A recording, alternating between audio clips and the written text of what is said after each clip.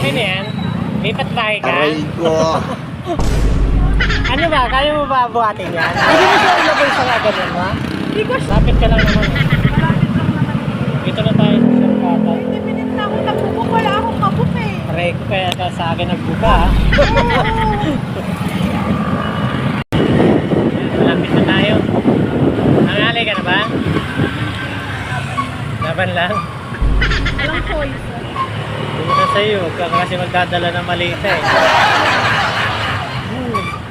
Okay, muntik na nga ako magsisi. Okay.